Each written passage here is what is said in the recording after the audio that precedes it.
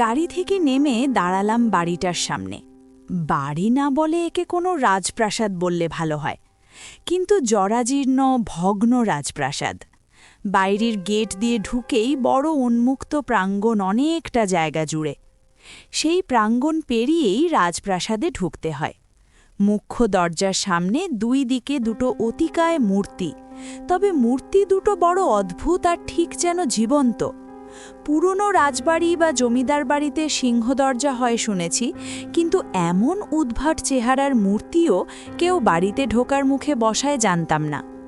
এক মনে তাকিয়ে আছি মূর্তি দুটোর দিকে। মানুষের মাথার ওপর ছাগল আর কুকুরের মুখ মিশিয়ে এক অদ্ভুত গড়ন, হাঁটু গেড়ে বসে আছে। নগ্ন পশ্চাৎভাগে বিশাল লেজ সাপের মতন বেঁকে রয়েছে।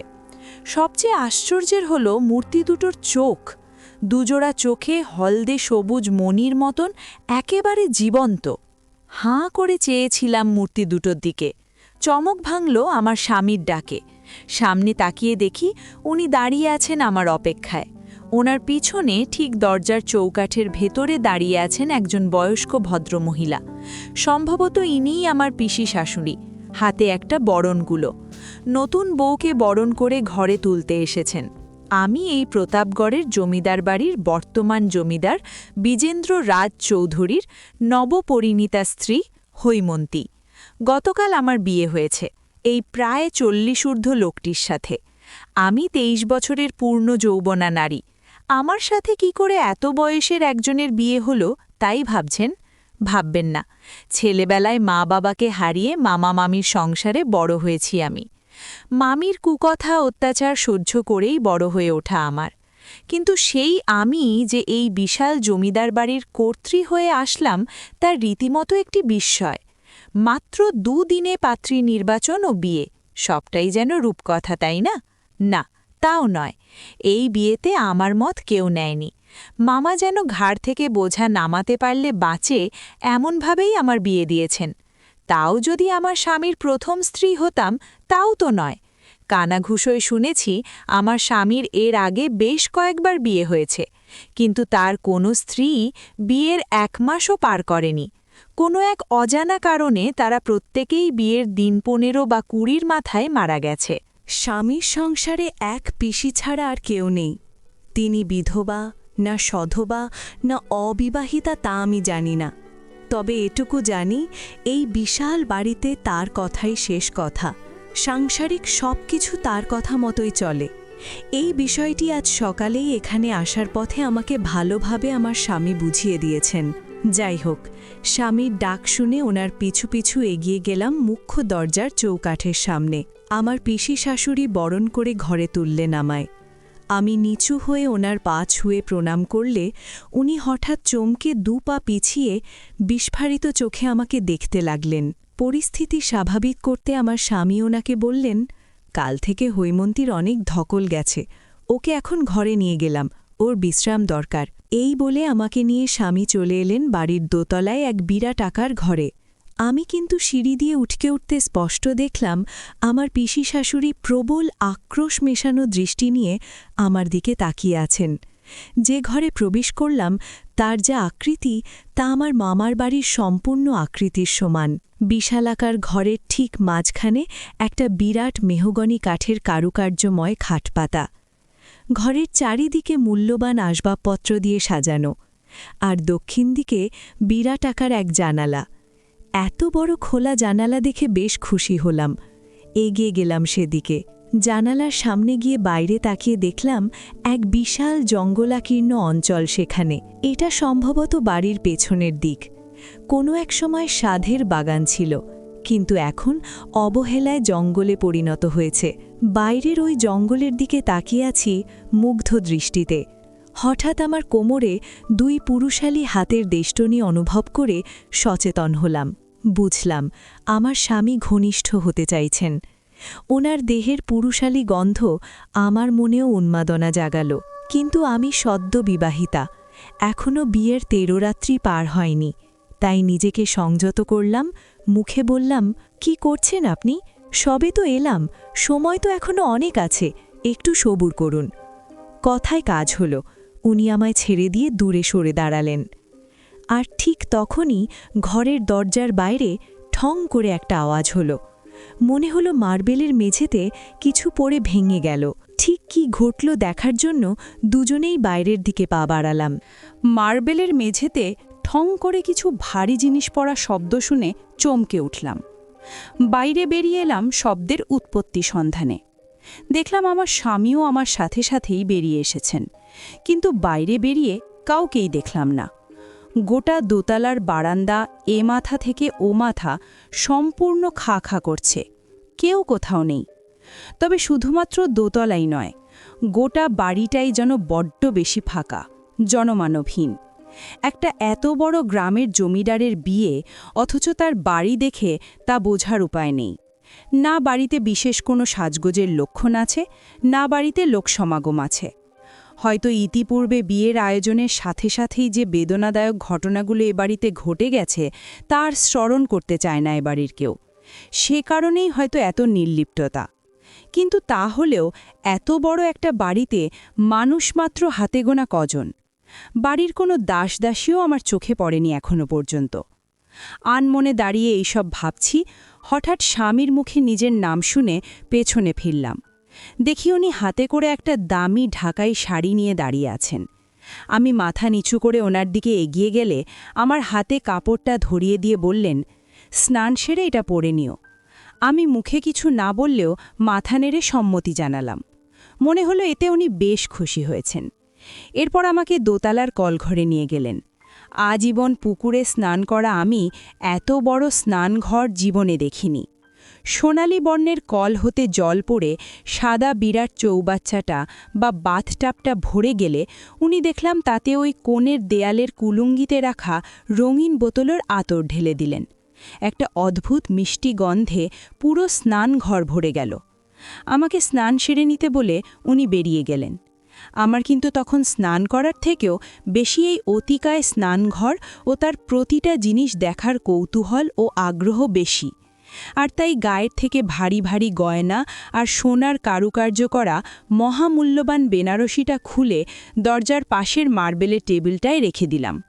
ঘুরে ঘুরে দেখতে লাগলাম স্নানঘরের প্রত্যেকটা জিনিস। গরিব ঘরের অনাথ মেয়ে আমি, এত বৈভব কখনো চামড়ার চোখ দিয়ে দেখা তো দূর, কল্পনাও করিনি। কিন্তু সত্যি বলতে কি, এসব সাময়িক ঠিক আছে, কিন্তু এই চার দেয়ালের মধ্যে এত সম্পদ প্রাচুর্যের ভেতর থাকতে হবে মনে করে আমার দম বন্ধকর মনে হচ্ছে। ভালোই তো ছিলাম ওই গরিবের কুড়েতে। বৈভব না থাকলেও একটা শান্তি ছিল, প্রকৃতির সান্নিধ্যে এক অন্য ভালো লাগা ছিল। কেন যে বিধাতা হঠাৎ আমাকে রাজরানী বানানোর সিদ্ধান্ত নিলেন কে জানে। এই বাড়িতে সব ঠিক থেকেও যেন কিছুই ঠিক নেই। এই সমস্ত সম্পদ আর অর্থের আড়ালে যেন কোনো এক কালো সত্য লুকিয়ে আছে সযত্নে, যা সুযোগ পেলেই হিংস্র সাপদের মতো বেরিয়ে এসে নিজের স্বরূপ দেখাবে। নিজের মনেই কথাগুলো ভাবছিলাম আর ঘুরে ঘুরে গোটা স্নানঘরটা দেখছিলাম। হঠাৎ এক কোণায় এসে থমকে দাঁড়ালাম। ভয় আমি কোনো কালেই বিশেষ পাই না, কিন্তু এমনভাবে এরকম জায়গায় বিদঘুটে এক মূর্তি দেখে আমিও বেশ চমকে উঠলাম।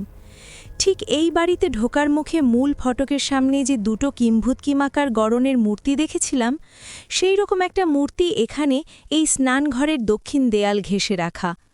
তবে এই মূর্তিটি বসা নয়, বরং দাঁড়ানো, তার ডান হাতে একটা ত্রিশূলের মতো কিছু ধরা।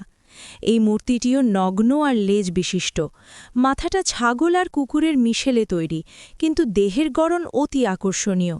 আর চোখ দুটো একদম জীবিত প্রাণীর মতো, যেন সে চোখ আমাকেই দেখে চলেছে। খেয়াল হলো শরীরে আমার শাড়ি নেই, কেবল পেটিকোট আর ব্লাউজ। কেমন একটা অস্বস্তি হতে লাগল। তারপরেই মনে হলো, আরে এটা তো কেবল একটা মূর্তি মাত্র, এই কি দেখলো না দেখলো তাতে কি যায় আসে। আর বেশি কিছু না ভেবে তাই স্নান সেরে নিয়ে শুকনো কাপড় পরে বেরিয়ে এলাম। নিজের ঘরে ফেরার পথে সিঁড়ির মুখে মনে হলো কারো চাপা কণ্ঠে কথা বলার আওয়াজ শুনলাম। একটু এগিয়ে যেতেই বুঝলাম কোনো বয়স্ক মহিলার কণ্ঠ এটা, আর তার সম্পূর্ণ বক্তব্য বাড়ির নতুন বউ মানে আমাকে নিয়ে।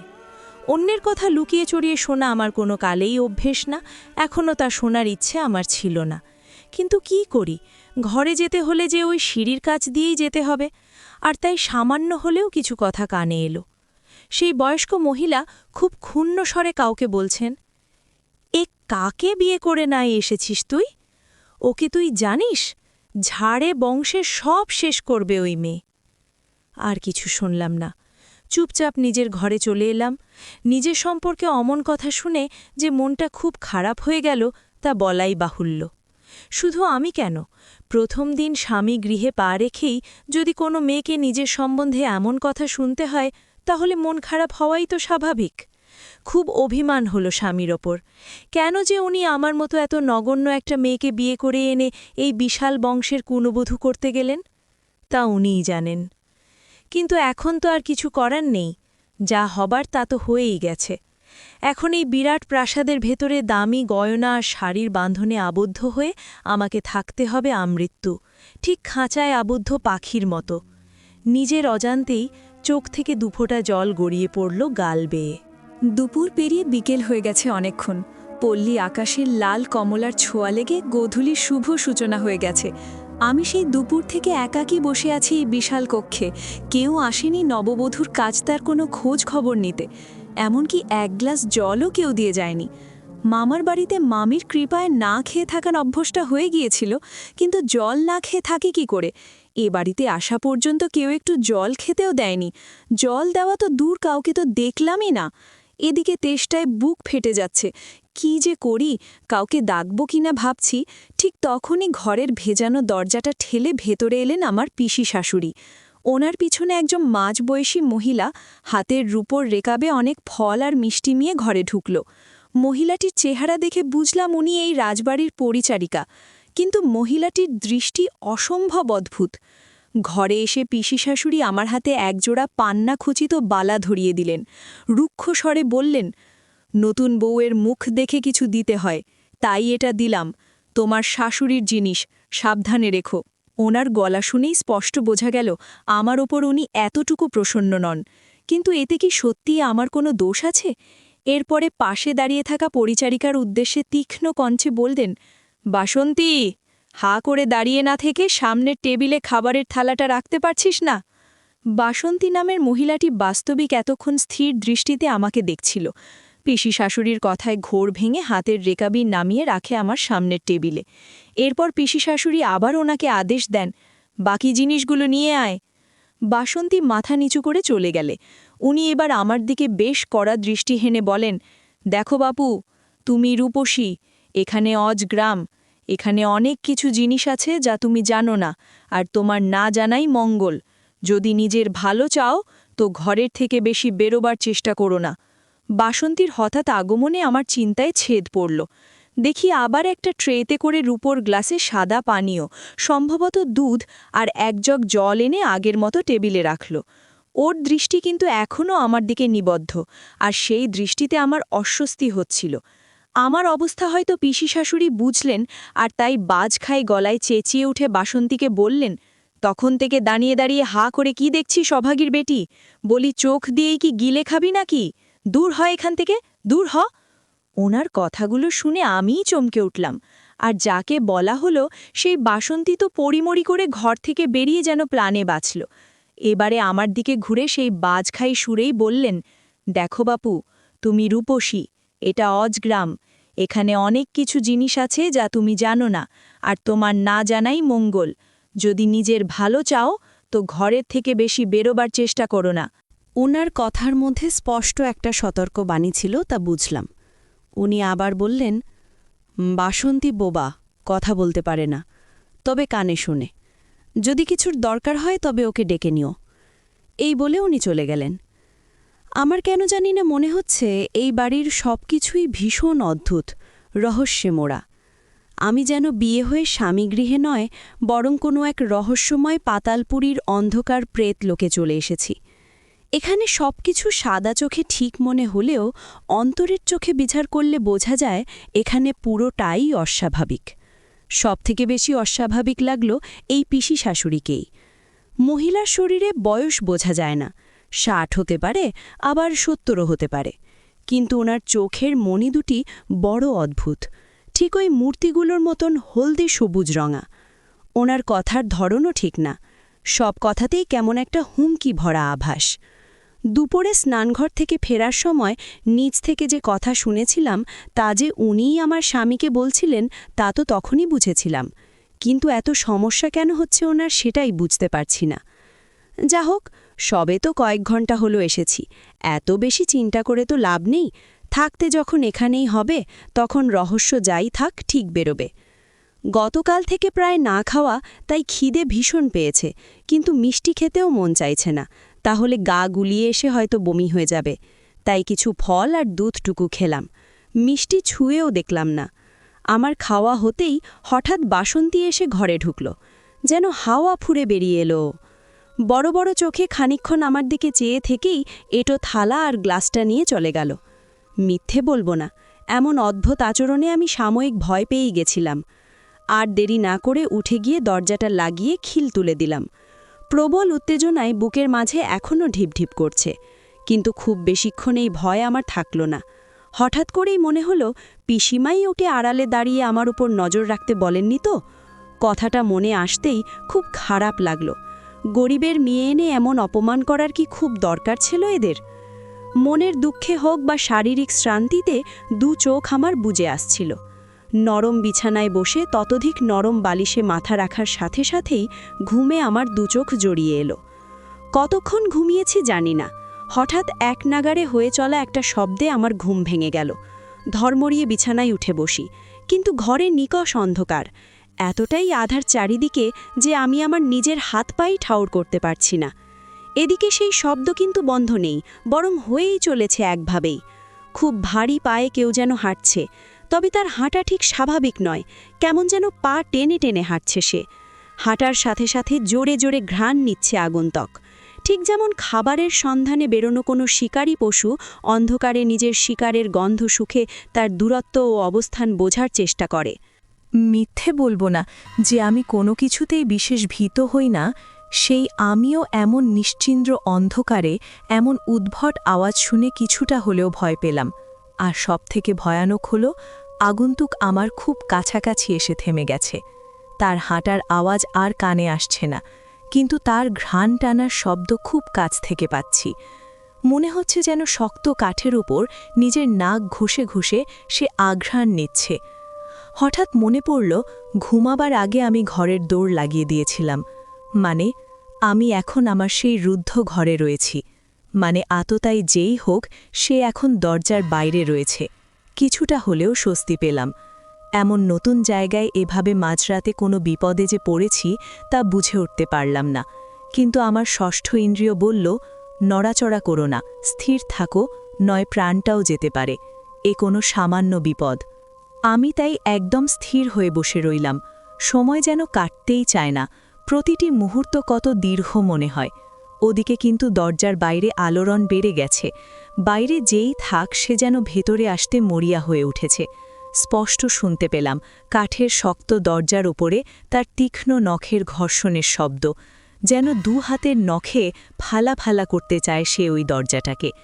বেশ ভয় হলো এবারে, চেঁচিয়ে যে কাউকে ডাকব সেই সুযোগও নেই। ভয়ে গলা শুকিয়ে উঠল, কিন্তু সেই সাথে ওই আগন্তুক যে ঠিক কে তা জানবার প্রবল কৌতূহল শুরু হলো। চোখ এখন অন্ধকারে অনেকটাই সয়ে এসেছে। ভাবলাম একবার চুপিসারে গিয়ে দরজার চাবির গর্তে চোখ রাখি, বেশি না হলেও কিছুটা দেখা যাবেই। কিন্তু মনের কোনো এক কোণায় ভয়ের পাড়া তখন তুঙ্গে, তাই ইচ্ছেটা ধীরে ধীরে চাপা পড়ে গেল। কেন জানি না মনে এক অদ্ভুত চিন্তা আসলো, আচ্ছা, যে ওই দরজা ভেঙে ভেতরে আসতে চাইছে সে কি আদৌ মানুষ, সে কি আদৌ এ জগতের প্রাণী?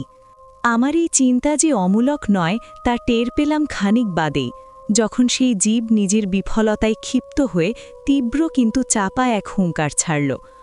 বাঘ সিংহের হুঙ্কার আমি নিজের কানে শুনিনি, কিন্তু আমার বিশ্বাস তাদের হুঙ্কারও এত পাশবিক নয়।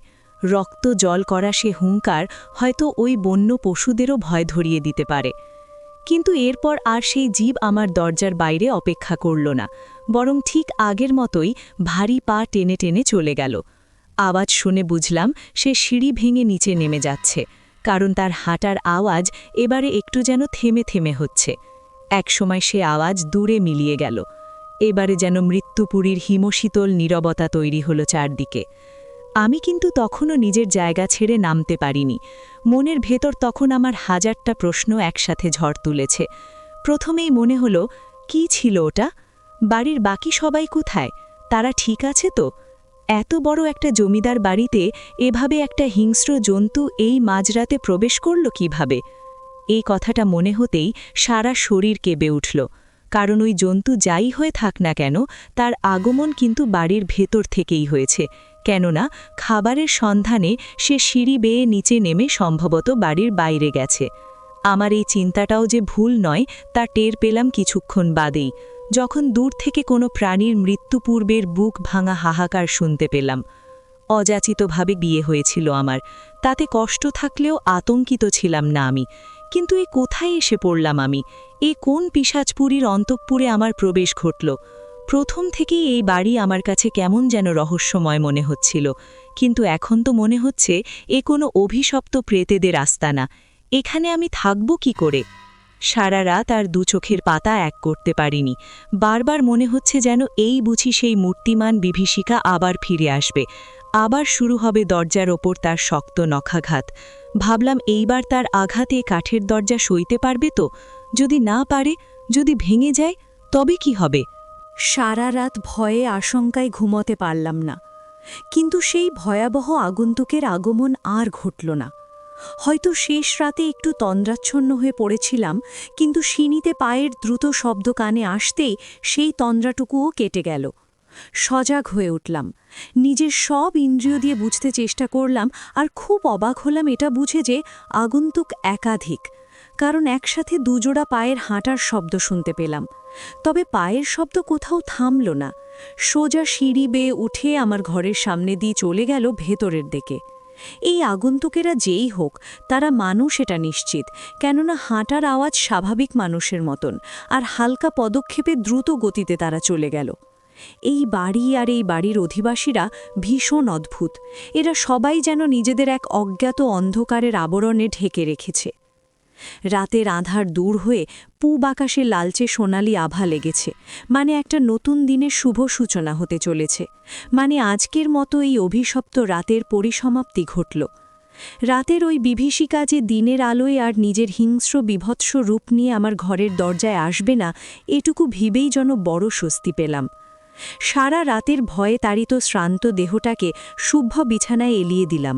ঘুমের পরশে দুচোখ আমার জড়িয়ে আসলো। না, এ বাড়িতে আমার মনে হয় ঘুম জুটবে না। সবে একটু ঘুম এসেছে, হঠাৎ বন্ধ দরজায় দুমদাম ধাক্কায় আমার ঘুম ভাঙল।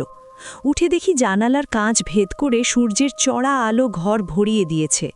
ওহ, তাহলে তো বেলা অনেক হয়ে গেছে, আর আমিও তবে অনেকক্ষণ ধরে ঘুমিয়ে আছি।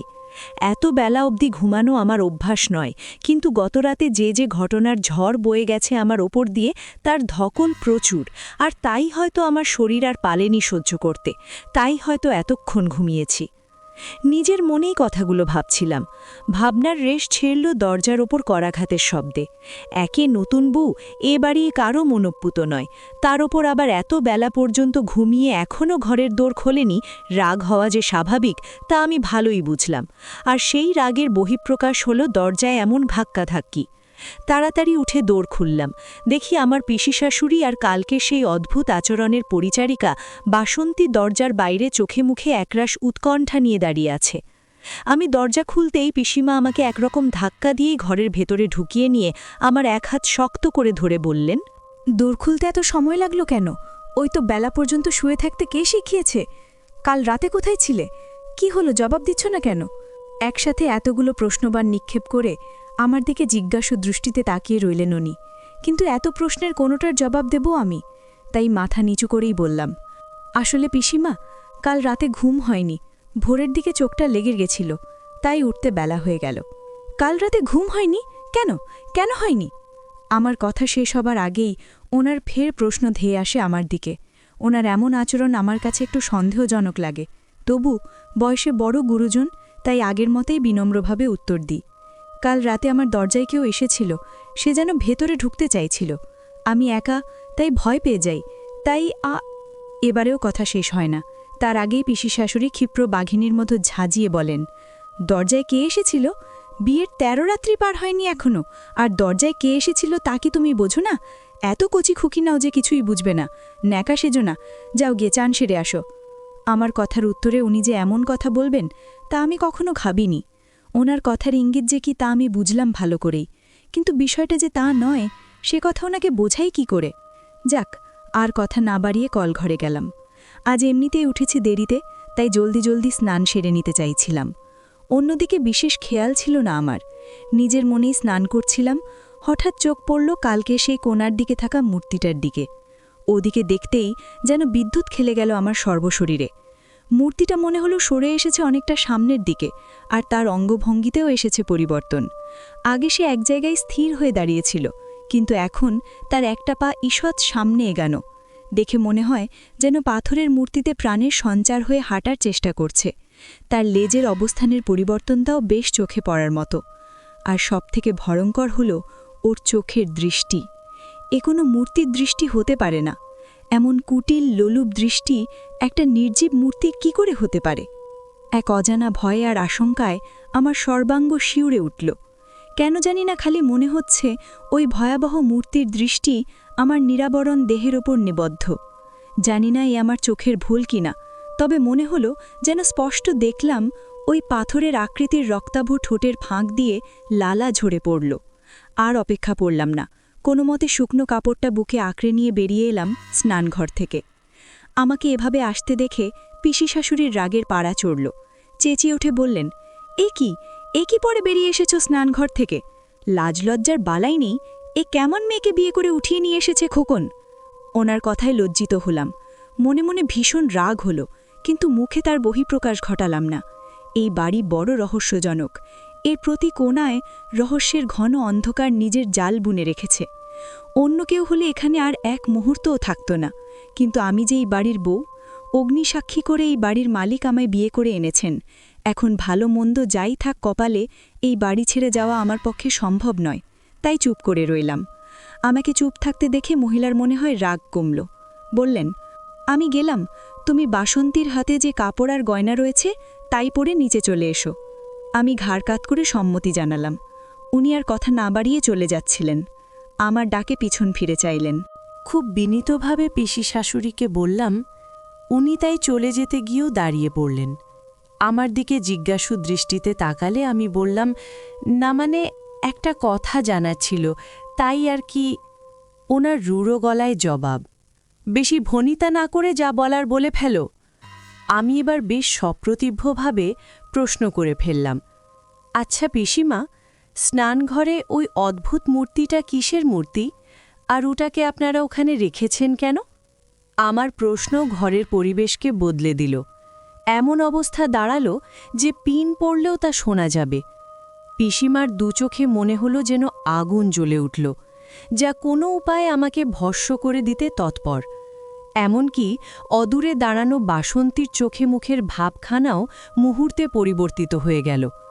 ওর যে চোখের দৃষ্টি আমার মনে ভয় তৈরি করতে সক্ষম, সেই চোখেও আমি আতঙ্কের উপস্থিতি লক্ষ্য করলাম। পিসি শাশুড়ি আমার দিকে এগিয়ে এলেন, দাঁতে দাঁত ঘষে আগ্রাসী ধাবে বললেন, সবে তো এসেছ, এখনই সব রহস্য জেনে যেতে চাও কি করে? বউয়ের মতো হয়ে থাকো, এত কৌতূহল ভালো না।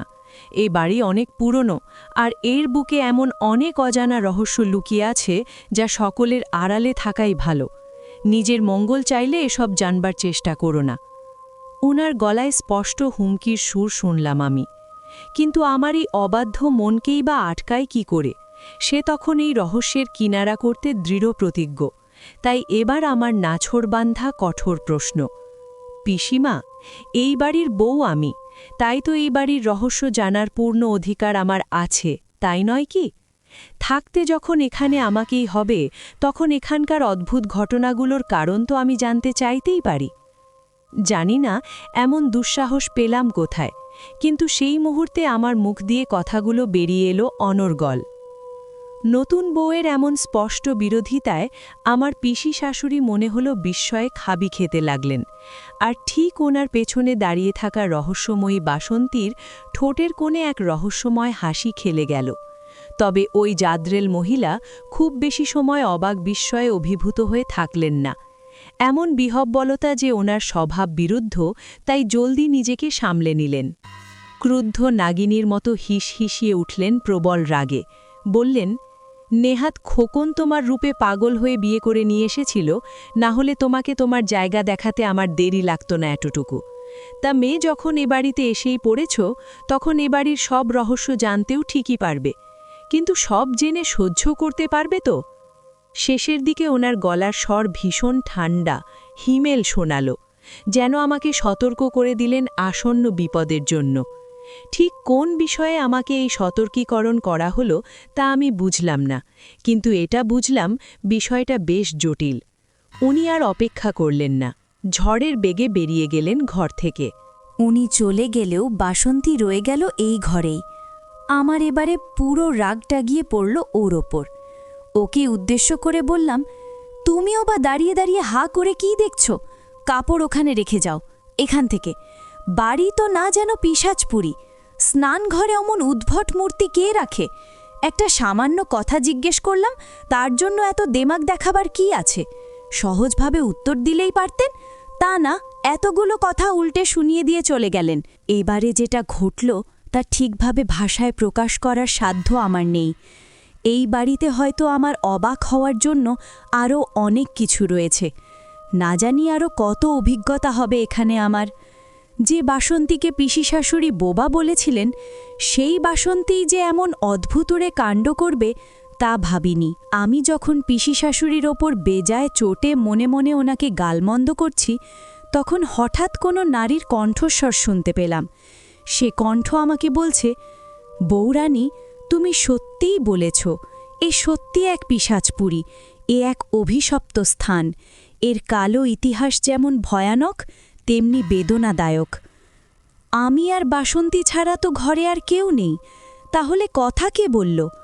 কে আমাকে বৌরানী বলে সম্বোধন করে এতগুলো কথা বলে দিল?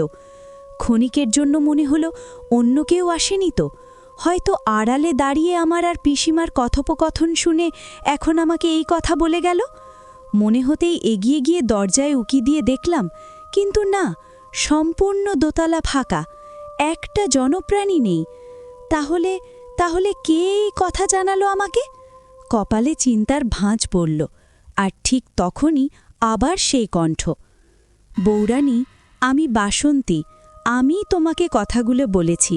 দয়া করে তুমি ভয় পেও না আমাকে, আমি তোমার কোনো ক্ষতি করব না। পিঠের শিরদাঁড়া বেয়ে ঠান্ডা একটা স্রোত বয়ে গেল আমার। বাসন্তী, বোবা বাসন্তী কথা বলছে? কিভাবে? ওর তো মুখ নড়ছে না। আরে, বোবা মানুষের মুখ নড়বে কি করে? তবে তবে ও কথা বলছে কি? আমি বলেই হয়তো এখনও জ্ঞান হারাইনি। অন্য কোনো মেয়ে হলে এতক্ষণে ভয় মূর্ছা যেত। আমিও তো ভয়ে জড়সড় হয়ে গেছি। চিৎকার করব যে তাও পারছি না, আতঙ্কে গলা শুকিয়ে গেছে। ভয়ে ভয়ে পিছিয়ে যাচ্ছি ক্রমশ পেছনে। হঠাৎ খাটের পায়ায় ধাক্কা লেগে নিচে পড়ে গেলাম। বাসন্তী দৌড়ে এসে দুহাত বাড়িয়ে আমাকে তুলতে গেলে আমি আরও ভয় পেয়ে গেলাম, আর এইবার সত্যিই জ্ঞান হারিয়ে ফেললাম। চোখের সামনে একটা কালো বিন্দু বড় হতে হতে আমার সমগ্র চেতনাকে গ্রাস করে ফেলল। কতক্ষণ যে বেহুশ হয়ে পড়েছিলাম জানি না। হঠাৎ চোখে মুখে ঠান্ডা জলের ছোঁয়া পেয়ে চোখ মেলে তাকালাম। চোখ খুলেই দেখি আমার ঠিক সামনে আমার স্বামী বড় বড় চোখে একরাশ চিন্তা নিয়ে তাকিয়ে আছেন। উঠে বসলাম। চারিদিকে বাসন্তীর কোনো অস্তিত্ব নেই, শুধু আমি আর উনি ঘরেতে রয়েছি। আমাকে উঠতে দেখে স্বামী বেশ চিন্তিত গলায় বললেন, হৈমো, কি হয়েছিল তোমার? জ্ঞান হারালে কিভাবে? ওর প্রশ্নের কোনো উত্তর আমি দিতে পারলাম না। মনে মনে ভাবলাম পুরোটাই আমার মনের ভুল। গতরাতের ওই ঘটনার প্রভাবেই মন আমার বিচলিত হয়ে আছে, আর সেই কারণেই দৃষ্টিও ধোঁকা খেয়েছে। যা নেই বা হওয়া অসম্ভব তাই কল্পনা করে নিচ্ছে আমার মন। তা না হলে বোবা মানুষ কখনো কথা বলতে পারে? আর মূর্তির মুখ থেকে কখনো লালা ঝরে পড়ে? এ সবই হলো আমার ভীত সন্তস্ত মনের ভ্রম। আমাকে চুপ করে থাকতে দেখে স্বামী চিন্তিত স্বরে বললেন, গত পরশু থেকে তো কিছুই খাওনি তুমি, সেই কারণেই হয়তো এমন হয়েছে। যা হোক, এখন ওঠো, তৈরি হয়ে নিচে নেমে আসো। আমি নিচে গেলাম। এই বলে উনি বেরিয়ে গেলেন। আমিও আর দেরি না করে উঠে পড়লাম। শাড়ি গয়না যা বাসন্তী রেখে গেছিল সব পরে তৈরি হতে লাগলাম। বেলা অনেক হয়েছে। এত ভারী শাড়ি আর গয়না পরা আমার কোনো কালের অভ্যেস না। এসব সামলিয়ে পড়তে আমার বেশ অসুবিধে হলো। তবুও কোনো মতে তৈরি হয়ে ঘর থেকে বেরিয়ে এলাম। দরজার সামনে এসে হঠাৎ কাপড়ে পা জড়িয়ে পড়ে যাচ্ছিলাম। টাল সামলাতেই দরজার কপাটে হাত দিয়ে ধরলাম, আর তখনই চোখ গেল কাঠের কপাটের ওপর তৈরি হওয়া দাগগুলোর দিকে। ঠিক যেন খুব শক্ত কিছু দিয়ে জোরে জোরে ঘষে ওই দাগ বানানো হয়েছে। ভালো করে দেখলে বোঝা যায় ঠিক কোনো বড় প্রাণীর থাবার 4 আঙ্গুলের নখের দাগ। ভয়ের একটা চোরা স্রোত বয়ে গেল সারা শরীরে। মানে কাল রাতে আমি যা শুনেছি, অনুভব করেছি, তার একটাও নিছক ভীত মনের কল্পনা মাত্র নয়, পুরোটাই সত্যি। ভয় পেলাম অসম্ভব, কিন্তু সামলেও নিলাম নিজেকে খুব তাড়াতাড়ি, কারণ ভয় পেয়ে পিছনে সরে যাওয়ার পথ আমার নেই। ভালো খারাপ যাই থাক, এ বাড়ি এখন আমার, এর সব মঙ্গল অমঙ্গলের দায়ভার আমার। তাই আর দেরি না করে সিঁড়ি বেয়ে নেমে এলাম নিচে। আমার পিসি শাশুড়ি আর স্বামী দুজনকেই দেখলাম বেশ প্রসন্ন মুখে বসে আছেন নিচের বসবার ঘরের কেদারায়। তবে কি সকালে যে আমার সাথে পিসিমার মনোমালিন্য হলো, সে কথা স্বামীর কাছে উনি প্রকাশ করেননি? হয়তো তাই। যাই হোক, আমিও আর বিষয়টাকে মনে ধরে রাখলাম না। আমাকে নিচে আসতে দেখেই পিসিমা গলায় এক বয়াম মধু ঢেলে বলে উঠলেন, ওই তো বৌমা এসেছে, এখানে আসো আসো মা, বসো, বলে নিজের পাশে আমাকে বসতে বললেন। ওর ব্যবহারে আমি ভীষণ অবাক হলাম। এই মহিলা যে অসম্ভব ধুরন্ধর তা বোঝা গেল। আমিও কোনো আপত্তি না করেই ঠিক ওর পাশে গিয়ে বসে পড়লাম। এরপর আমার স্বামী বললেন আমাকে উদ্দেশ্য করে, হৈমন্তী, সব মেয়েদের ইচ্ছে থাকে বিয়ের পর তার স্বামীর বাড়িতে তার আপ্যায়ন ভালোভাবে হোক, কিন্তু হয়তো তোমার এই বাসনা পূরণ করতে আমি পারব না। আমি ওর কথা কিছুই বুঝলাম না, তাই নীরবে চেয়ে রইলাম ওর দিকে। আমার বিস্মিত দৃষ্টির দিকে তাকিয়ে উনি আবার বললেন, হৈমন্তী, সব গৃহস্থ বাড়িতেই বৌভাত একটি বৈবাহিক অনুষ্ঠান হিসাবে অবশ্য পালনীয়, কিন্তু এই বাড়িতে নিয়ম নেই সেসবের, তাই বৌভাতের কোনো আয়োজন আমরা করিনি। তুমি দুঃখিত হও না, আসলে আমাদের বংশের এই নিয়ম বহু পুরনো, তাই তার পালন আমরা বংশ পরস্পরায় মেনে এসেছি। আমি যে ঠিক কি বলবো বুঝে পেলাম না। এই বাড়িতে কি আমার জন্য সত্যিই সুখ বরাদ্দ নেই? আমি বা এত আশা করি কি করে? নিজের ভাগ্যকে তো জানি, এতে সুখ নেই, আর থাকলেও তা চিরস্থায়ী নয়। স্বামীর কথা শুনে নিঃসন্দেহে দুঃখ পেলাম, তবে সেই দুঃখকে বাইরে প্রকাশ হতে দিলাম না। মুখে মৃদু হাসি ফুটিয়ে বলে উঠলাম, আমার এতে কোনো আপত্তি নেই, কোনো দুঃখ নেই। বাড়ির নিয়ম মানে বাড়ির ঐতিহ্য, তাকে তো অবশ্যই পালন করতে হবে। আমার কথায় স্বামী বেশ খুশি হলেন মনে হলো। উনি আর কিছু না বলে উঠে গেলেন, হয়তো বিশেষ কোনো কাজ আছে তাই। পিসি শাশুড়ির সাথে আমি একদম একা পড়ে রইলাম। এবারে ওর আসল রূপটা ধীরে ধীরে বেরিয়ে এলো। এই যে মেয়ে, অমন মনমরা হয়ে বসে রইলে কেন? যা নিয়ম তা তো মানতেই হবে, ওতে আবার মুখ গোমরা করার কি আছে? এবার একটু গতর নাড়িয়ে উঠে পড়ো, রান্নাঘরে যাও, আর নিজের মতো যা ইচ্ছা রান্না করে নাও। এখন তোমার হেসেল তোমাকেই সামলাতে হবে, আর রান্নাটা তো একা নিজের জন্যই করবে, তাহলে অসুবিধে কি আছে? চলো দেখি বাছা, তোমাকে রান্নার জায়গাটা দেখিয়ে দিই। এ কি! একের পর এক বিস্ময় যেন নিজের ডালি খুলে বসে আছে আমার অপেক্ষায়। নতুন বউয়ের বৌভাতের আয়োজনের নিয়ম নেই, অথচ দ্বিতীয় দিনেই বউকে রান্নাঘরে ঢুকিয়ে রান্না করাবার নিয়ম আছে। এ কেমন আজব বাড়ি আর কেমন তার আজব নিয়ম! আবার বলছেন একা আমার জন্য রান্না করতে হবে। এদের আসল উদ্দেশ্যটা কি? কিছুই যে বুঝছি না আমি। নিজের মনেই এত চিন্তা করে চলেছিলাম যতক্ষণ না পিসি শাশুড়ি আবার আমাকে ডাক দিলেন। কি হলো, এমন জমে গেলে কেন? বললাম তো আমার সাথে এসো। মাথায় হাজার চিন্তা ঘুরপাক খেলেও মুখে তার এতটুকু প্রকাশ করলাম না। উঠে ওর পিছু পিছু এগিয়ে গেলাম একতলার একদম কোণার দিকে, প্রায় অন্ধকার এক ঘরের দিকে। দরজা খোলাই ছিল। পিসিমার সাথে ঘরে প্রবেশ করলাম। আবছা আলোয় দেখলাম বেশ বড়, রান্নার সাজ সরঞ্জাম দিয়ে সাজানো পরিপাটি এক রান্নাঘর। থরে থরে কাঁসা, পেতল আর রূপোর বাসন সাজানো আছে। দুটো কাঠকয়লার চুলো রয়েছে এক কোণায়। বড় বড় ডেকচি, হাঁড়ি হাঁড়ি হাতা খুন্তি সব কিছুই মজুদ আছে। টাটকা শাকসবজি, মাছ, এক বড় মাটির পাত্র ভর্তি চাল সব আছে। কিন্তু সবথেকে আশ্চর্যের যেটা, সেটা হলো ঘর ও তার সাজসজ্জা দেখে মনে হয় বহু যুগ এই রান্নাঘরে রান্না তো দূর, কোনো জনমানবের প্রবেশ অবধি ঘটেনি। আমি বেশ অবাক চোখে চারদিক দেখছি। দেখি পিসিমা ঘরের দুটো বড় বড় কাঠের জানালা খুলে দিলেন। সারা ঘরে যে এক বিষণ্ণ অন্ধকার নিজের রাজত্ব বিস্তার করে রেখেছিল, তা ধীরে ধীরে কেটে গেল। আমি যেন হাফ ছেড়ে বাঁচলাম। এই বাড়িতে আলোর সত্যিই বড় অভাব। নাও, চুলোতে আগুন ধরিয়ে রান্না বসিয়ে দাও। যা যা আছে তাতে মনে হয় তোমার হয়ে যাবে, কি বলো? পিসি শাশুড়ির কথায় ভাবনার চটক ভাঙল। কথাটা শুনে কেন জানি না মুখ দিয়ে প্রশ্নটা বেরিয়েই এলো আমার। শুধু আমার একার রান্না বসাবো কেন? আপনারা দুজন খাবেন না? প্রশ্ন আমার শেষ হল না, অর্ধেক মুখেই রয়ে গেল। তার আগেই উনি ঝাঁঝিয়ে উঠলেন। আমাদের দুজনার কথা তোমায় অত ভাবতে হবে না। আমি যা রাঁধি খোকন তাই খায়, আর ভবিষ্যতেও খাবে। ওর খাওয়া নিয়ে তোমাকে চিন্তা করে গতর খারাপ করতে হবে না। দুবেলা দুমুঠো নিজের মতো করে এখান থেকে সরে যেও, তাহলেই হবে। এক নাগাড়ে এত কথা শুনিয়ে পিসিমা চলে গেলেন। আমি কিংকর্তব্য বিমূঢ় হয়ে দাঁড়িয়ে রইলাম কিছুক্ষণ। এদিকে 2-3 দিন ধরে প্রায় কিছুই না খাওয়ার দরুন পেটে যেন আগুন জ্বলছে। তাই আর কোনো কথা না ভেবে রান্না চাপালাম। হাঁড়িতে ভাতের জল আর চাল দিয়ে বসিয়ে দিয়েছি চুলোয়। এবারে কিছু আনাজ নিয়ে বসেছি কাটতে।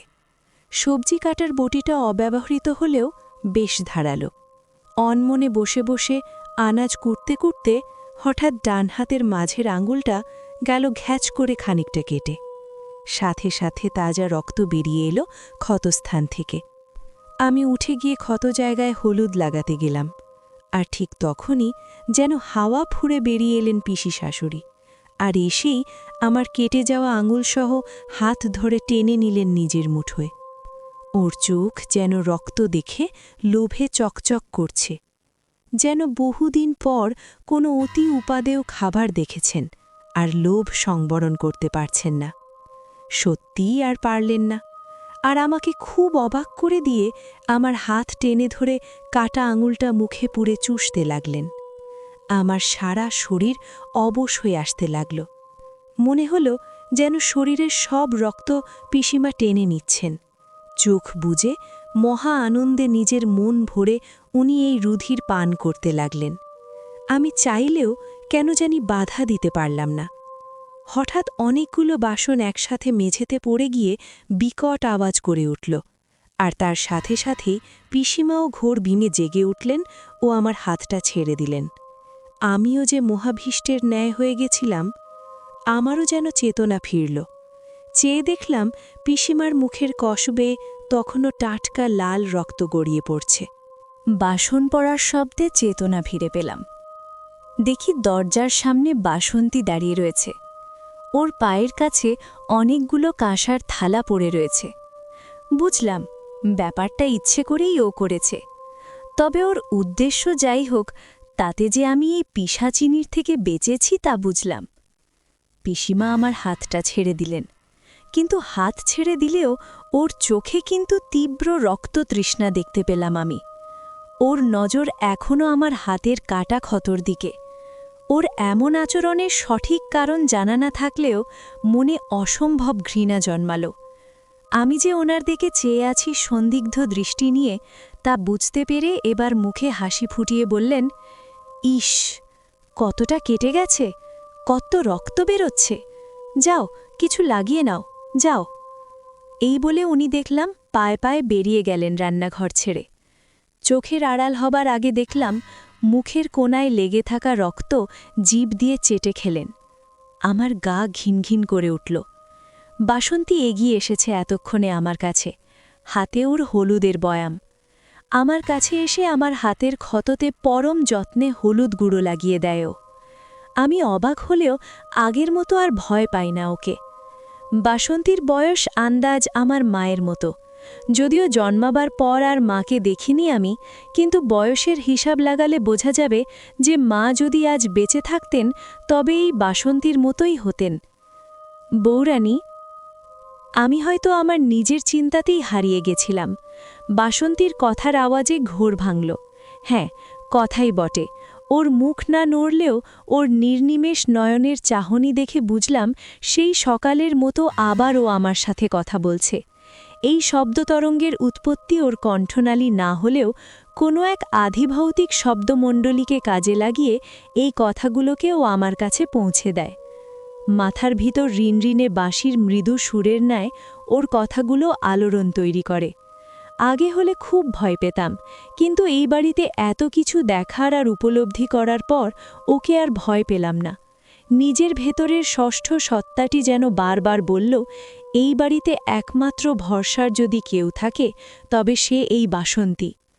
মনের কথা শুনেই হোক বা অন্য কোনো কারণে বেশ সাহস নিয়েই শুরু করলাম ওর সাথে কথোপকথন। বললাম, কে বৌরানী বললে আমায়? উত্তর এলো, বৌরানী, আমি বাসন্তী। আমি এবার ওর দিকে তাকিয়ে বললাম, বাসন্তী, কথা বলছো কিন্তু তোমার মুখ বা ঠোঁট নড়ছে না কেন? তুমি কথা বলছো কিভাবে? বাসন্তীর থেকে জবাব এলো, আমি জানতাম তুমিই সে। যখন প্রথম তোমাকে দেখেছিলাম তখনই বুঝতে পেরেছিলাম তুমিই সে যে এই অভিশপ্ত প্রেতপুরীকে মুক্তি দিতে পারো।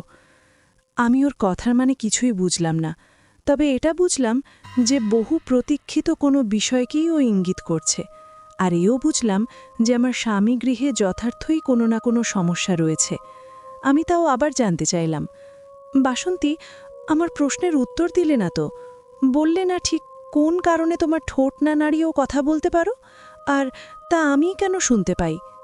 বলো বাসন্তী, বলো, উত্তর দাও। বাসন্তীর চোখে যেন আমি এক মুহূর্তের জন্য মৃত্যুশীতল বিভীষিকা দেখতে পেলাম। আর তারপরেই জবাব এলো, এ আমার শাস্তি বৌরানী, শাস্তি। ওকে দেখে ফেলেছিলাম আমি যে, তাই ওর কোপে আমার বাকশক্তি চলে গেছে। কিন্তু আমার মনের শব্দতরঙ্গ, আমার মনের কথা তুমি শুনতে পাও, কারণ তুমি তো সেই নারী যে ওই পিশাচকে বধ করতে এখানে এসেছ। তোমার ভেতরে শক্তি আছে বলেই তুমি আমার না বলা কথাগুলো বুঝে যাও। জানো, এর আগেও অনেকবার চেষ্টা করেছি, কিন্তু পারিনি তাদের বাঁচাতে। এতটা বলার পর বাসন্তী থেমে গেল।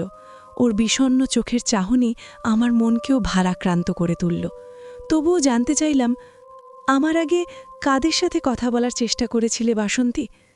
উত্তর এলো, তোমার আগে যে 6 জন বৌরানী হয়ে এসেছিল তাদের সঙ্গে, কিন্তু পারিনি। তাদের মধ্যে তোমার মতো মানসিক শক্তি ছিল না। তারা কেউ আমার কথা শুনতে বা বুঝতে পারেনি, আর বেঘোরে প্রাণ হারিয়েছে। তবে বৌরানী, তোমার শক্তির বড় পরীক্ষা এখনো বাকি আছে। আমি অবাক বিস্ময়ে অভিভূত হয়ে ওর কথা শুনছিলাম, তবে ওর বলা ওই শেষের কথাটা মনে ভীষণ শঙ্কা তৈরি করল। জানতে চাইলাম, আমার শক্তির কোন পরীক্ষা এখনো বাকি আছে? কি বলতে চাইছো বাসন্তী? বাসন্তীর চোখে মুখে এবার স্পষ্ট ভয়ের ছায়া দেখলাম আমি, আর শুনলাম ও বলছে, বৌরানী, আজ তোমার ফুল সজ্জা, তাই না? আমি সম্মতিসূচক মাথা নাড়লে ও আবার অস্ফুট কণ্ঠে আবার বলল, আজকেই তোমার শক্তির চূড়ান্ত পরীক্ষা। আজ যদি তুমি নিজের শক্তি বলে অক্ষত থাকতে পারো, তবে তোমার হাতেই হবে ওই পিশাচের নিধন। বলা বাহুল্য, ওর এই কথারও কোনো মানে বুঝলাম না আমি। খুব ইচ্ছে হলো ওকে জিজ্ঞেস করি, হয়তো করতামও, কিন্তু তার আগেই ও বেরিয়ে গেল রান্নাঘর ছেড়ে। ঠিক যেমন অজ্ঞাতসারে এসে আমাকে ওই পিসি শাশুড়ি নামক পিশাচিনীর থেকে রক্ষা করেছিল, তেমনি চুপিসারে চলেও গেল ও। কিন্তু যাওয়ার আগে যা কিছু বলে গেল তা যদি বিন্দুমাত্র সত্যি হয়, তবে তো আমার মনের কোণায় তৈরি হওয়া আশঙ্কাটা ধ্রুব সত্য। এই বাড়ি যথার্থই অভিশপ্ত, আর এই বাড়ির সকল সদস্যের এক কালো অন্ধকারাচ্ছন্ন ইতিহাস রয়েছে। নিজের ভাবনায় আচ্ছন্ন হয়ে বসে পড়লাম চুলোর সামনে পেতে রাখা কাঠের পিঁড়িটার ওপর। সামনে চুলোয় গনগনে আগুনে ভাতের হাঁড়ির ভাত ফুটে ফ্যান পড়তে লাগল, সেদিকে আমার খেয়াল নেই। হোশ ফিরল স্বামীর গলার আওয়াজে, এ কি হইমো, ভাত ফুটে ফ্যান ছড়িয়ে যাচ্ছে, সামনে বসে আছো অথচ খেয়াল করেনি? এই করেই আঙুলটা কেটেছে মনে হয়, একটু খেয়াল তো রাখতে। দেখি সরো, আমায় দেখতে দাও। এই বলে আমাকে সরিয়ে দিয়ে দেখি উনি নিজেই পরম যত্নে হাঁড়ি নামিয়ে ফ্যান ঝরাচ্ছেন। কিন্তু কিন্তু এ কি, খালি হাতে অমন গরম হাঁড়ি উনি ধরলেন কি করে? জ্বলন্ত আগুনে আগুন গরম হাঁড়ি কাপড় দিয়ে ধরতে গেলেও যেখানে আমি হিমশিম খাই, সেখানে খালি হাতে কি করে উনি এমন অবিলায় ধরে ফেললেন? প্রথমে ভাবলাম হয়তো অনভ্যেসে এমন কাণ্ড করেছেন, কিন্তু তাহলে তো ধরার সাথে সাথেই ছ্যাঁকা লেগে সরে যাওয়ার কথা। কিন্তু উনি তো রীতিমতো হাঁড়ি ধরে ফ্যান ঝরাচ্ছেন। স্বামীর কাণ্ড দেখে চোখ আমার ছানা বড়া।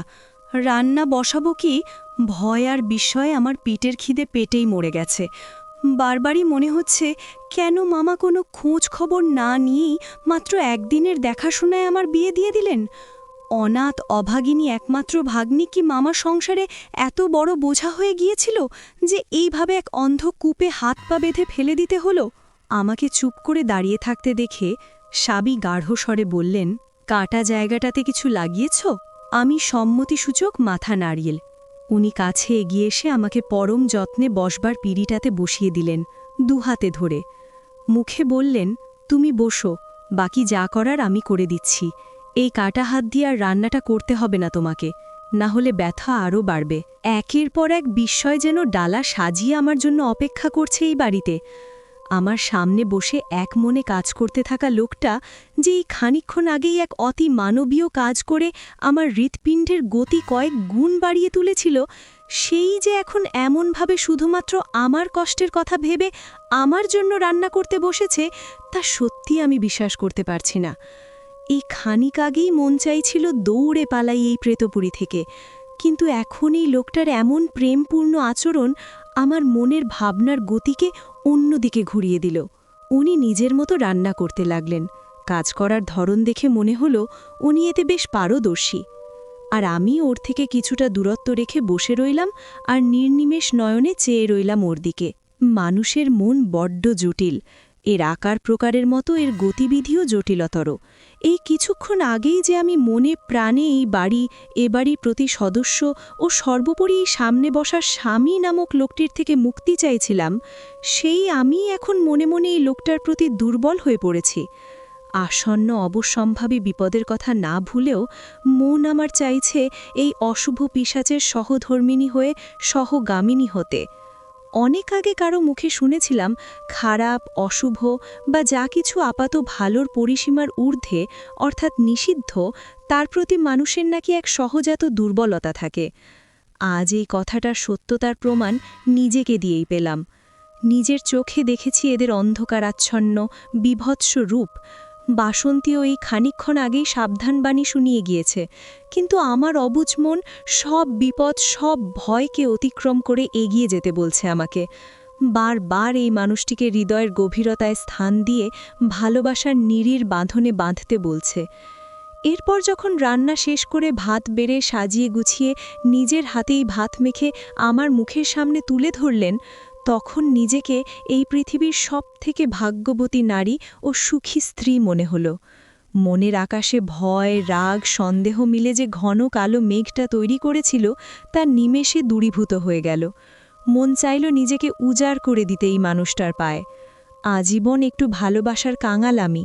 সেই ছোট থেকে মামির অবহেলা, লাঞ্ছনা পেয়ে বড় হয়েছি। মাত্র ২-২.৫ বছর বয়স আমার তখন। সামনে ভাতের থালা দিয়ে বসিয়ে দিয়ে আমার মামি আমার সামনেই নিজের ছেলেকে খাইয়ে দিয়েছেন। আমি চেয়ে দেখেছি মাত্র। কখনো মনের ভুলেও এক গ্রাস ভাত আমার মুখে তুলে দেননি। নিজের হাতে যা খেতে পেরেছি খেয়েছি, আর বাকি ছড়িয়ে ছিটিয়ে গায়ে মেখেছি। পেট না ভরলে, খিদের জ্বালায় কাঁদলে জুটেছে মার। সেই আমিই যে কখনো কারো এত ভালোবাসা স্নেহ পেতে পারি, তা আমার কল্পনাতীত ছিল। হোক না সে এক অন্ধকার জগতের অপরাজেয় অজ্ঞাত পিশাচ, তবুও তো এক মুহূর্তের জন্য হলেও সে আমার দিকে ভালোবাসার হাতটা বাড়িয়ে দিয়েছে। নিজের খেয়ালেই হারিয়ে গেছিলাম। স্বামী বাঁ হাত দিয়ে আমার কাঁধ ঝাঁকিয়ে সস্নেহে বললেন, কি এত ভাবছ? আমার দিকে অমনভাবে তাকিয়ে কি দেখছ বলো তো? আমি কিছুই বললাম না, শুধু ওর মুখের থেকে আমার ২ চোখ নামিয়ে নিলাম নিচের দিকে। শুনলাম উনি আবার বলছেন, হৈমো, এমনভাবে আমায় দেখো না, তোমার চোখের গভীরতা অতলস্পর্শী। সেই অতলে হারিয়ে গেলে আমি হয়তো আর আমি থাকব না। জানতে চাও তুমি, তাই না? হুইমু, আমাকে? বিস্মিত হয়ে আবার ওর মুখের দিকে তাকালাম, কিন্তু কিছু বলতে পারলাম না সহসা।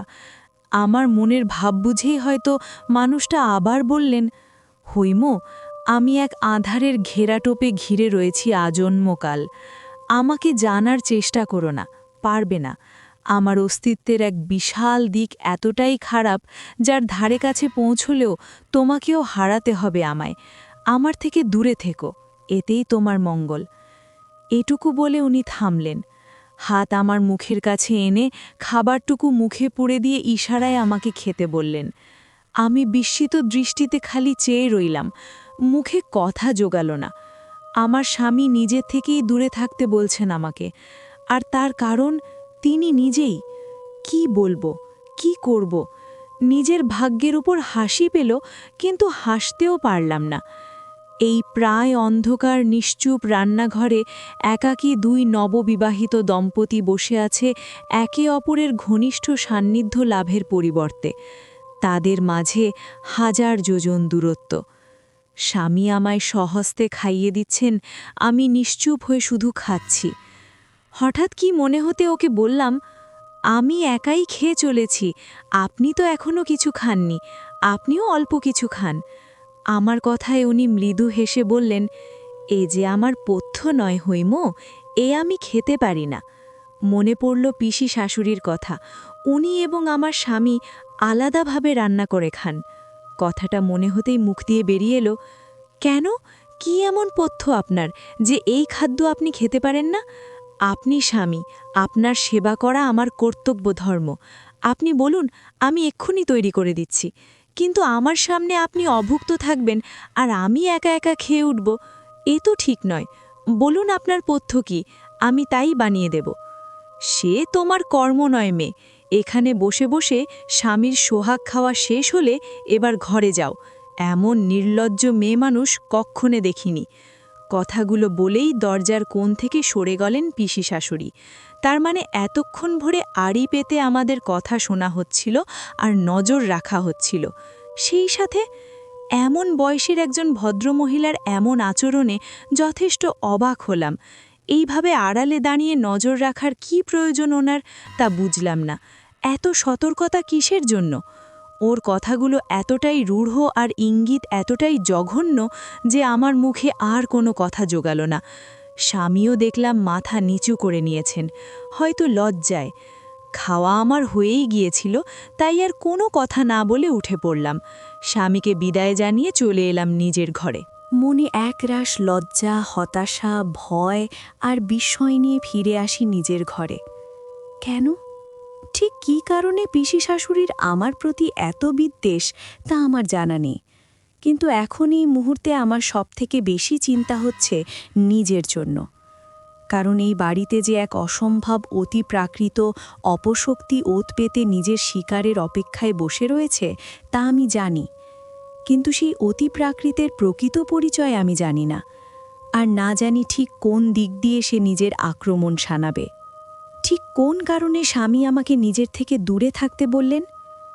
আচ্ছা, গত রাত যে অতিজাগতিকের উপস্থিতি আমি টের পেয়েছিলাম, তার সাথে কি এই সব ঘটনার কোনো যোগ আছে?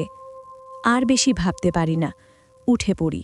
ভেজিয়ে রাখা দরজা খুলে বাইরে বেরিয়ে আসি পায়ে পায়ে। এক জায়গায় বসে থাকা আমার কোনো কালের অভ্যাস না। এই বাড়িতে নতুন বউ হয়ে এসেছি গতকাল, কিন্তু নতুন বউয়ের জন্য পালনীয় বা করণীয় কোনো প্রথাই যখন এ বাড়িতে মানা হবে না, পালন করা হবে না, তখন আমিই বা শুধু শুধু নিজেকে লজ্জার অবগুণ্ঠনে আচ্ছাদিত করে রাখি কেন? অগ্নি সাক্ষী করে বিয়ে হয়ে যখন এসেই পড়েছি, তখন এই বাড়ি এখন আমারও। এটাই আমার স্বামী গৃহ। হ্যাঁ, দুদিন ধরে ঘটে চলা আদি ভৌতিক অলৌকিক পরিস্থিতি আমাকে যথেষ্ট ভীতত্রস্ত করেছে, কিন্তু তাই বলে পিছু হটব না, আর না ভয়ে পালাবো। ছোট থেকেই মামির অত্যাচার, লাঞ্ছনা আর মামার নীরব অবহেলা সহ্য করে বড় হবার কারণেই সম্ভবত আমার মধ্যে এই জেদি একরোখা প্রবৃত্তির উৎপত্তি হয়েছে। এটা তো নিশ্চিত যে এরা কেউই আমাকে এবারই আনাচে কানাচের সাথে পরিচয় করাবে না, তাই সেই দায়িত্ব আমি নিজের কাঁধেই তুলে নিলাম। মানসিক চিন্তা থেকে বাঁচতেই হোক বা এই রহস্য বিজড়িত বাড়িটিকে কাছ থেকে জানার আগ্রহীই হোক, বেরিয়ে পড়লাম নিজের ঘর ছেড়ে। লম্বা টানা বারান্দা পেরিয়ে সিঁড়ির মুখে আসলাম। একবার একটু ইতস্তত করলেও দাঁড়ালাম না, নেমে এলাম নিচে। চারিদিকে তাকিয়ে কাউকেই দেখলাম না। মনে আশা ছিল হয়তোবা বাসন্তীর দেখা পাব, কিন্তু ওকেও দেখলাম না। যাই হোক, রাত বিরেতে আদারে বাদারে ঘুরে বেড়ানো মেয়ে আমি। ভয় পাই, কিন্তু সেই ভয়কে জয়ও করতে জানি। তাই একাই বেরিয়ে এলাম সদর দরজার থেকে। এখন বেলা দুপুর। চারপাশে সোনালি রোদের আলো ঝিকমিক করছে। বাইরের প্রকৃতির হাস্যোজ্জ্বল রূপ দেখে বাড়ির ভিতরের আদিভৌতিক অলৌকিক পরিস্থিতির কোনো মিল পাওয়া যায় না। সামনের অংশটুকু কাল আসবার সময় দেখেছি, তাই আর ওদিকে না গিয়ে সোজা ঘুরে গেলাম বাড়ির পেছনের দিকে। এই বাড়ি যে ঠিক কতটা বড় আর কতটা পরিসরে বিস্তৃত তা পেছন দিকটাতে না আসলে আমি হয়তো বুঝতেই পারতাম না। তবে অযত্নে অব্যবহারে পুরোটাই এখন এক জঙ্গলে পরিণত হয়ে গেছে। কেন জানি না খুব রাগ হলো ওই পিসিমার ওপরে। ভাইপোকে একেবারেই চোখের আড়াল করেন না, অথচ ভাইপোর এই জমি জায়গার দিকে চোখ দেওয়ার প্রয়োজন বোধ করেননি। বাড়ির পেছনের দিকেও দেখলাম একটা বড় কাঠের দরজা রয়েছে, তবে দীর্ঘদিন ধরে ব্যবহার না হওয়ায় দেখলাম তার চারপাশে বড় বড় আগাছা আর মাকড়সার জাল ছেয়ে রয়েছে। বাড়ির পেছনে হয়তো কোনো এককালে বাগান ছিল। কেয়ারি করা ফুল ফলের লতানো গাছের শুকিয়ে যাওয়া কঙ্কাল এখনও সমহিমায় বিদ্যমান। দেখে খুব অবাক হলাম, এত বড় ধনী লোকেরা কেন এভাবে এই বাগান ফেলে রেখে দিয়েছে? দুটো লোক রেখে দিলেই তো তারা এসব সাফ করে রাখতে পারে।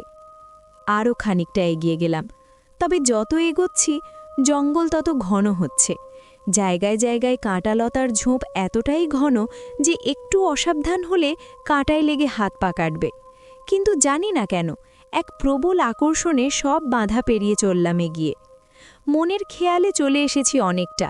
এখানে গাছপালা এতটাই গভীর যে তা ভেদ করে এই খড় দুপুরেও রোদের আভা ঠিকমতো ভেতরে আসতে পারছে না।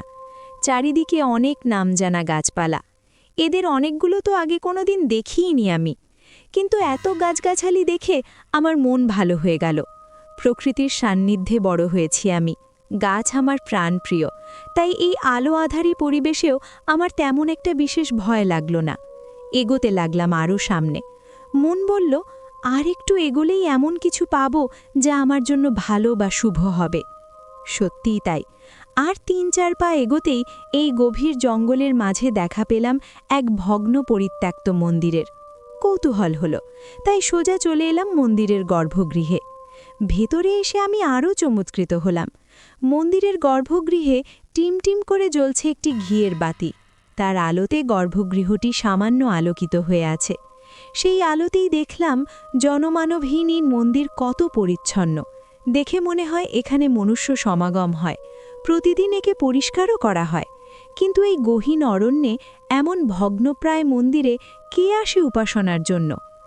মা মহামায়ার ভয়ঙ্করী রূপ মাতা কালিকা এখানে মূর্তিরূপে বিদ্যমান, তবে মায়ের উগ্র প্রচণ্ড রূপে নয়। মায়ের মুখে সন্তান স্নেহপরায়ণ মধুর হাসি আমাকে মুগ্ধ করল। দুহাত জোর করে বসে পড়লাম মায়ের মূর্তির সামনে। এর পরেই যেটা ঘটল তা ভাষায় বর্ণনা করার সাধ্য নেই আমার। আমার চোখের সামনের দৃশ্যপট হঠাৎ করেই বদলে গেল। খুব স্পষ্ট নয়, ধোঁয়া ধোঁয়া আবরণে ঘোলাটে আবছায়ার মতো সেই চলমান দৃশ্যপটে দেখলাম একজন সন্তান সম্ভবা নারীকে নিয়ে একজন শক্ত সমর্থ পুরুষ দৌড়াচ্ছেন। তাদের চোখে মুখের ফ্যাকাশে ভাব দেখে বোঝা যায় যেন তারা কারো ভয়ে পালাচ্ছে, যেন সাক্ষাৎ মৃত্যু তাদের পিছনে ধাওয়া করছে। হঠাৎ একটা মন্দিরের সামনে এসে নারীটি পড়ে গেলেন। তার প্রসব বেদনা শুরু হয়েছে, সেই সাথে শুরু হয়েছে রক্তক্ষরণ। ব্যথাতে সর্বাঙ্গ কুঁকড়ে উঠছে। সাথী পুরুষটি তাকে তোলার চেষ্টা করলেও স্ত্রীলোকটি উঠে দাঁড়াতে অক্ষম। উপায় না পেয়ে পুরুষটি পাজাকোলা করে তুলে নিলেন মহিলাকে, পরম মমতায় নিয়ে ঢুকলেন। মন্দিরের বাইরে যেন তখন কালো মেঘের ঘনঘটা, যেন কোনো এক অজ্ঞাত অশনি সংকেতকে বুকে নিয়ে প্রকৃতি মাতাও নেমেছেন ধ্বংসলীলায়। দেখলাম অশক্ত দুর্বল মৃত্যুর সাথে সংঘর্ষে রত নারীটির কপালে পুরুষটি এক গভীর স্নেহকুম্বন এঁকে দিয়ে বললেন, অনু, ছেলে মানুষই করোলা, হবে তোমার জন্য, আমাদের সন্তানের সুরক্ষার জন্য আমাকে বাইরে যেতেই হবে। আমি জানি এই মন্দিরে ওরা প্রবেশ করতে অক্ষম, কিন্তু এখান থেকে বাইরে বেরোনোর উপায় নেই। বাইরে সাক্ষাৎ মৃত্যু অপেক্ষা করছে। আমাদের দুজনের মধ্যে একজনের রক্ত পান না করে সে ফিরবে না। মরতে যখন হবেই তখন বীরের মতো মরব। আদিশক্তির দেওয়া যে গুরু দায়িত্ব কাঁধে নিয়েছি, আজ তা পালনের দিন। না অনু, কেঁদো না, দুর্বল করো না আমাকে। আমার পরে এই সন্তানের রক্ষার দায় তোমার। আমি চলি অনু। এতটুকু বলেই স্ত্রীর স্ফীত উদরে মমতামাখা স্নেহচুম্বন দিয়ে সেই পুরুষ চলে গেলেন মন্দিরের বাইরে। স্ত্রীর শত মিনতিতেও তার পাহাড় প্রমাণ দায়িত্ববোধ অটল রইল। বাইরে হিংস্র সাপদের ন্যায় রক্ত জল করা হুঙ্কার শোনা যেতে লাগল। আর কিছুক্ষণের মধ্যেই একজন মৃত্যুপথযাত্রী মানুষের তীব্র আর্তনাদ ভেসে এলো। কিন্তু সেই আর্তনাদকে ছাপিয়ে ধ্বনিত হল জয় ভবানী। ব্যাস, সব চুপ, নিস্তব্ধ হল প্রকৃতি। হয়তোবা কোনো নতুন ষড়যন্ত্রের আসর বসল সেখানে। আর পারলাম না। মন্ত্রমুগ্ধের মতো এতক্ষণ যে জগতে বিচরণ করছিলাম, এক মিশে ফিরে এলাম সেখান থেকে। কিন্তু এ কি দেখলাম আমি? এসবের মানে কি? কেন কেন মা মহামায়া আমাকে এসব দেখালেন? আচ্ছা, আমার সাথে যা কিছু ঘটেছে তার সাথে কি এইসব ঘটনার যে কোনো যোগসূত্র আছে? চোখের সামনে এইমাত্র যে চলমান দৃশ্যপট দেখলাম, তার রিশ এখনও রয়ে গেছে। অতীত আর বর্তমানের প্রভেদ আর করতে পারছি না এখন। খালি মনে হচ্ছে যা কিছু খোলা চোখে দেখেছি তা স্বপ্ন নয়, পুরোটাই সত্যি। আর সেই সত্যির সাথে আমার এক নিবিড় যোগ রয়েছে। কিন্তু আর তো এখানে বসে থাকা সম্ভব নয়। বাইরে যেটুকু আলো আধারী পরিবেশ ছিল সেটুকুও ধীরে ধীরে ম্লান হয়ে আসছে। মানে দিবাকর নিজের সোনার ঝুড়ি কুড়িয়ে নিয়ে বাড়ি ফেরার পথ ধরেছেন। গোধূলির সূচনা হয়ে গেছে, আর তারপরেই ওই অভিশপ্ত বাড়ি জেগে উঠবে রাতের গভীরে। তার আগে আমাকে ফিরতে হবে নিজের কক্ষের নিরাপদ আশ্রয়। রাতের কথা মনে পড়তেই দেরি না করে উঠে পড়লাম। সামনে থাকা মমতাময়ী মাকে আরেকবার দুহাত জুড়ে প্রণাম করে বেরিয়ে এলাম মন্দিরের থেকে। আবার সেই জঙ্গল পার করে ফিরতে হবে মনে হতেই ক্লান্তি লাগল। অতি সাবধানে কাঁটা লতা শুকনো গাছের ডালপালা এড়িয়ে যখন বাড়ির মুখ্য দ্বারে এসে পৌঁছলাম, তখন দিনের আলো সম্পূর্ণ মুছে গিয়ে সন্ধ্যার অন্ধকার গাঢ় হয়ে এসেছে। আমি নীরবে ঢুকে পড়লাম ভেতরে। খুব আশ্চর্য হলাম তখন যখন দেখলাম নিচের ঘর জনমানবহীন, একেবারে শুনশান। এমন ফাঁকা পড়ে আছে ঘর, অথচ দ্বার রুদ্ধ ছিল না। দ্বারে তো কোনো প্রহরীও নেই, কেবল ওই অতিকায় কুৎসিত ভয়াল দর্শন মূর্তি দুটো ছাড়া। এত বড় রাজবাড়ি, এত তার বৈভব আর প্রাচুর্য, তবুও এদের চোর ডাকাতের ভয় নেই? নাকি এরা জানে এই বাড়িতে সহসা কোনো জীবিত প্রাণী স্বেচ্ছায় প্রবেশ করবে না? নিজে কাউকে না দেখে উঠে এলাম ওপরে। কিন্তু এখানেও তো কেউ নেই। সব গেল কোথায়? এমন নয় যে বাড়ি ফাঁকা, কারণ দেয়ালের গায়ে থামের কোনায় লাগানো বাতিদানগুলোতে সদ্য অগ্নিসংযোগ করা হয়েছে ঘর আলোকিত করার জন্য। তবে কাউকে দেখছি না কেন? আচ্ছা, আমি মানে বাড়ির নতুন বউ যে সেই দুপুর থেকে নিরুদ্দেশ হয়েছিলাম, তাকে এরা কেউ লক্ষ্যই করেনি? নাকি সকলে মিলে আমার বিরুদ্ধে কোনো গভীর চক্রান্তে নেমেছে? এর বেশি আর ভাবতে পারলাম না। যা থাকে কপালে, এই ভেবে নিয়ে এগোতে লাগলাম নিজের কক্ষের দিকে।